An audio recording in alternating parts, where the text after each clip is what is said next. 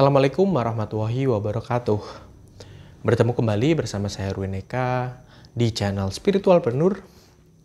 Nah, rasa benci, rasa iri, dan rasa dengki adalah penyakit yang mungkin tidak Anda sadari yang membuat dagangan Anda, jualan Anda menjadi sepi atau tidak laku. Atau kalaupun laku sedikit. Ya kenapa saya sebut penyakit ya? Karena ya penyakit hati.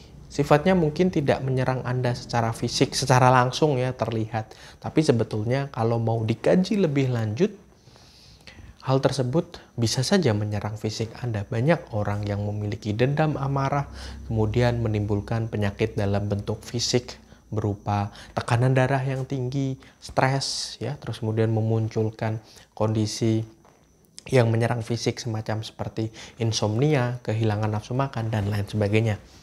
Kita tidak spesifik membicarakan tentang hal itu, tapi impact-nya yang ternyata sangat luar biasa, terutama berkaitan dengan jualan Anda.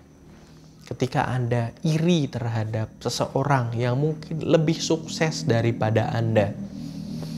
Dan normalnya manusia memang semacam seperti itu. Tapi tolong sebaiknya kita tidak menormalisasi hal-hal yang tidak normal tersebut.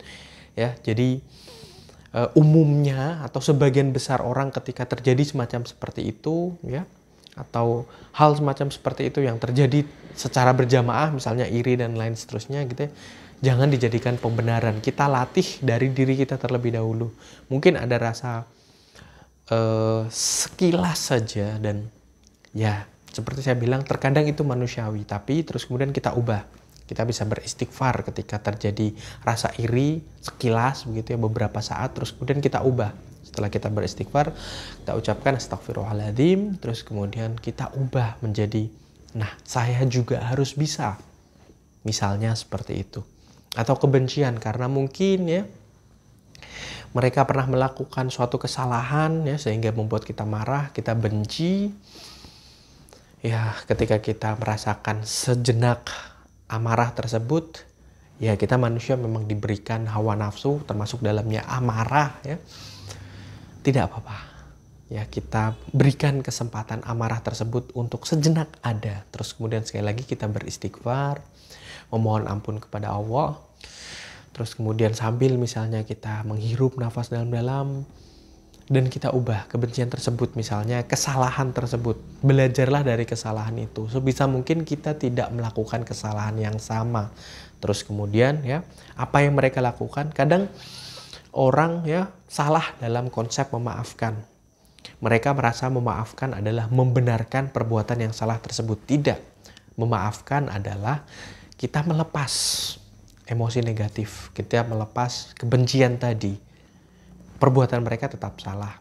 Kita misalnya wajib untuk mengingatkan secara halus, kalaupun mereka tetap mengulangi, ya sudah, itu urusan mereka. Tetapi jangan sampai terus kemudian kebencian itu terus-menerus ada di dalam hati kita masing-masing.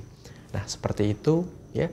Benci, iri, dan dengki kita hilangkan, atau kalaupun sejenak ada, kita persilakan, namun sejenak saja. Jangan sampai terus kemudian ya seharian kita berada dalam kondisi tersebut. Cukup beberapa menit saja, terus kemudian kita amati, kemudian kita beristighfar, dan kemudian kita ubah menjadi sesuatu yang sifatnya positif. Terima kasih ya bagi Anda yang ingin melejitkan omset penjualan Anda bisa mengikuti kelas Marketing Langit ya. Untuk info seputar kelas tersebut, Anda bisa menghubungi nomor WhatsApp kami, linknya ada di kolom deskripsi. Sekian untuk video kali ini. Wassalamualaikum warahmatullahi wabarakatuh.